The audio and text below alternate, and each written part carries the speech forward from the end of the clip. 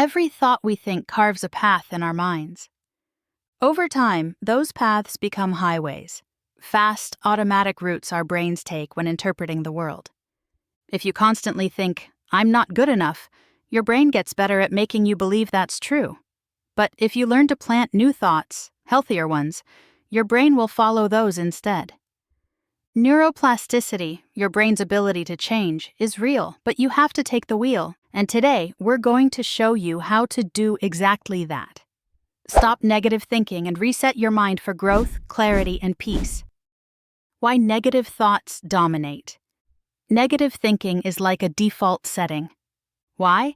Because the brain evolved to detect danger. In the wild, noticing threats kept us alive, but today, those threats are more emotional and internal. The brain still reacts the same.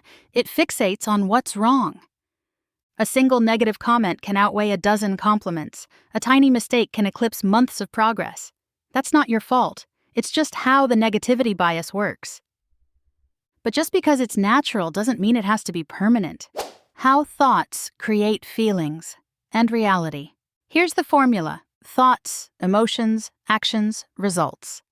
A thought like, "I'm a failure," leads to emotions like shame and fear. That leads to procrastination, self-sabotage, and, ironically, poor results. Then the mind says, "See, I told you so." It becomes a self-fulfilling prophecy. But change the thought to, "I'm learning, I'm growing." Suddenly your emotions soften, you take action, you show up differently, and the world starts responding in kind. So if you want to change your reality, start by changing the lens you're looking through. Step 1. Awareness without judgment. The first step isn't to fight negative thoughts. It's to notice them, calmly, without judgment. Imagine your thoughts like clouds passing through the sky. You don't need to chase them or push them away. You just watch. You might hear, "I'm not enough." This will never work. Everyone's doing better than me. Don't resist. Just say, "Ah, a negative thought. I see you." This creates distance between you and the thought. You're not the voice in your head. You're the observer behind it. Step 2. Name the pattern. Give your inner critic a name. Literally. Call it the judge, the doubter, or even something silly like negative Nancy. Why? Because once you name it, you can externalize it. It's not you. It's just a program, a broken record.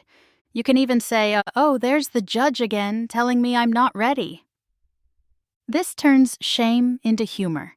It transforms fear into awareness. When you name the pattern, you rob it of its power. Step 3. Interrogate the thought. Every negative thought is a claim, a belief. But beliefs can be questioned. Ask, "Is this true? Can I absolutely know it's true? What's the evidence for and against? Who would I be without this thought?"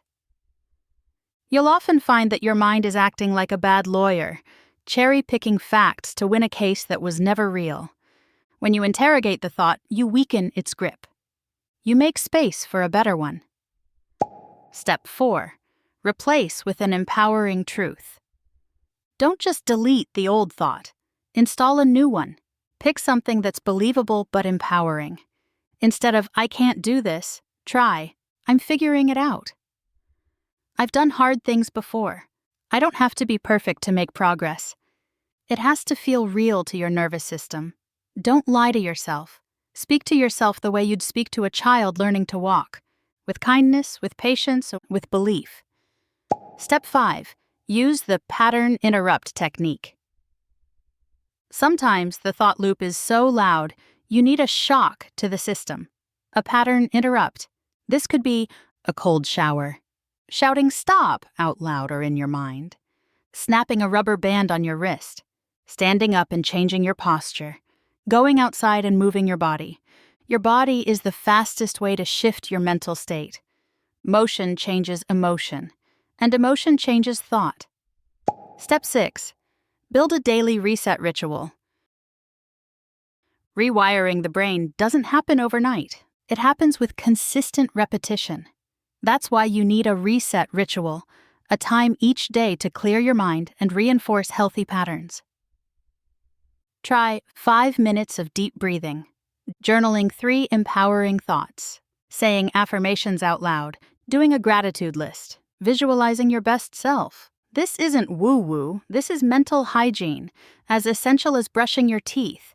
It keeps your internal world clean and clear. How the subconscious mind learns. The subconscious mind runs the show. About 95% of your behavior is automatic.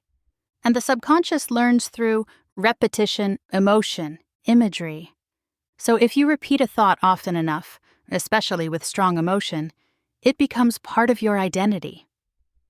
That's why negative self-talk is so dangerous, and why visualization and affirmation are so powerful. You're not just thinking new thoughts, you're training your brain to become someone new. The mental diet rule. You become what you mentally consume. If you constantly feed your mind fear-based news, toxic social media, critical voices, your mental environment becomes polluted. Instead, curate your inputs like your life depends on it, because it does. Choose books that uplift you, voices that empower you, content that expands you. You can't plant flowers in poisoned soil. Clean your mind's garden. The power of identity shifts. Ultimately, lasting change comes not from changing what you do, but who you believe you are. Stop saying, "I'm trying to be positive. I'm working on my mindset." Start saying, "I am someone who chooses empowering thoughts. I am a mentally strong person. I take care of my mind every day." Your identity is a thermostat, and once you raise it, your actions rise to meet it. Final reminder, you are not broken. If you've struggled with negative thoughts, it doesn't mean you're weak, it means you're human. We all have mental scars, we all inherited emotional patterns from childhood, trauma, and society. But the beautiful truth is, you can heal, you can rewire, you can choose again, one thought at a time. So here's your challenge. Right now, yes, this very moment, interrupt the thought you've been stuck in. Replace it with one that serves you. Write it down, say it out loud, and tomorrow do it again, because the mind you build is the life you live. And today, your new mind begins.